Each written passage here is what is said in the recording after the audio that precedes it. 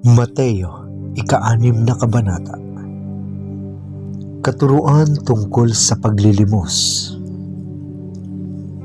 Pag-ingatan ninyong hindi pakitang tao lamang ang paggawa ninyo ng mabuti. Kapag ganyan ang ginawa ninyo, wala kayong matatamong gantimpala buhat sa inyong Ama na nasa langit. Kaya nga, kapag naglilimos ka, huwag mo nang pag-ingay pa gaya ng ginagawa ng mga mapagkunwari. Naglilimos sila sa mga sinagoga at sa mga lansangan upang sila'y mapuri ng mga tao. Tandaan ninyo, tinanggap na nila ang kanilang gantimpala. Sa halip, kapag naglilimos ka, huwag mo nang ipaalam ito sa pinakamatalik mong kaibigan.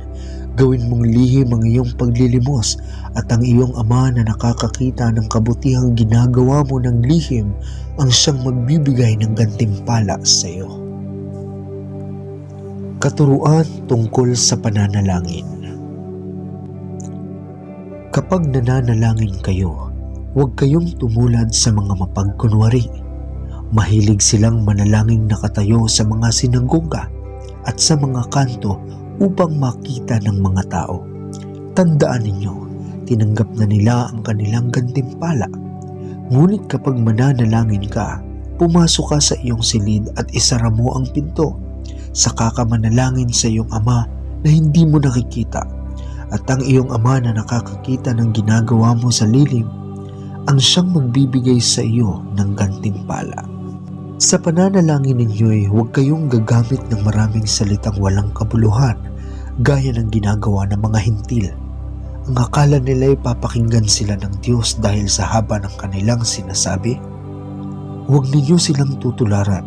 Alam na ng inyong Ama na nasa langit ang inyong kailangan bago pa ninyo ito hingin sa Kanya.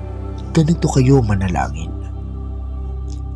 Ama naming nasa langit, sambahin nawa ang iyong pangalan. Naway maghari ka sa amin.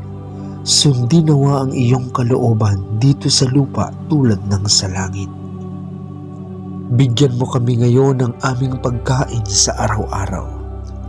At patawarin mo kami sa aming mga kasalanan tulad ng pagpapatawad namin sa mga nagkakasala sa amin. At huwag mo kaming hayaang matukso, kundi iligtas mo kami sa masama.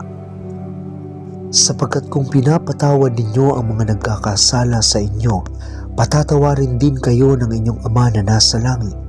Ngunit kung hindi ninyo pinapatawad ang iba, hindi rin naman patatawarin ng inyong Ama ang inyong mga kasalanan. Katuruan tungkol sa pag-aayuno. Kapag kayo'y nag-aayuno, huwag kayong magmukhang malungkot tulad ng mga mapagkunwari. Hindi sila nag-aayos ng sarili upang mapansin ng mga tao na sila'y nag-aayuno. Tandaan ninyo, tinanggap na nila ang kanilang gantimpala. Sa halip, kapag nag-aayuno ka, maghilamos ka, lagyan mo ng langis at ayusin mo ang iyong buhok upang huwag mapansin ng mga tao na ikaw ay nag-aayuno. Ang iyong Ama na hindi mo nakikita ang tanging makakaalam nito. Siya na nakakakita ng ginagawa mo ng lihim ang siyang magbibigay ng gantimpala sa iyo. Ang kayamanan sa langit. Huwag kayong mag-impok ng mga kayamanan dito sa lupa. Dito'y may naninirang insekto at kalawang at may nakakapasok na magnanakaw. Sa halip, mag-impok kayo ng kayamanan sa langit. Do'y walang naninirang insekto at kalawang at walang nakakapasok na magnanakaw. Sapagkat kung saan naroon ang iyong kayamanan, naroon din ang iyong puso. Ang ilaw ng katawan. Ang mata ang ilaw ng katawan. Kung malinaw ang iyong paningin, maliwanag ang iyong buong katawan. Ngunit kung malabo ang iyong paningin, mapupuno ng kadiliman ang iyong buong katawan. At kung ang liwanag mo'y madilim, ikaw nga ay tunay na nasa kadiliman. Diyos o kayamanan. Walang aliping makakapaglingkod ng sabay sa dalawang Panginoon, sapagkat kapupuotan niya ang isa at iibigin ang ikalawa. Paglilingkuran ng tapat ang isa at hahamakin ang ikalawa, hindi kayo maaaring maglingkod ng sabay sa Diyos at sa kayamanan. Kaya't sinasabi ko sa inyo, huwag kayong mabalisa tungkol sa inyong kakainin at sa inyong iinumin, upang kayo'y mabuhay o kaya'y tungkol sa susuotin ng inyong katawan.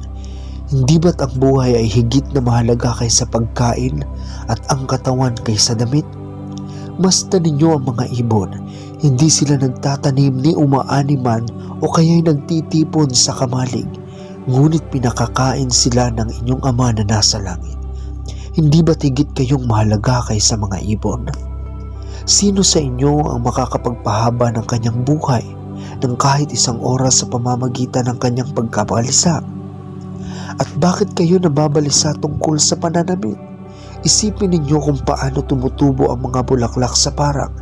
Hindi sila nagtatrabaho ni gumagawa ng damit. Ngunit sinasabi ko sa inyo, kahit si Solomon na napakayaman ay hindi nakapagdamit ng singganda ng isa sa mga bulaklak na ito. Kung dinaramtan ng Diyos ang damo sa parang na buhay ngayon at kinabukasan ay iginagatong sa kalan, kayo pa kaya? Kay liit ng inyong pananampalataya sa Kanya. Kaya't huwag kayong mag-alalang baka kayo kapusin sa pagkain, inumin o damit. Hindi ba't ang mga hentil ang nababahala tungkol sa mga bagay na iyan?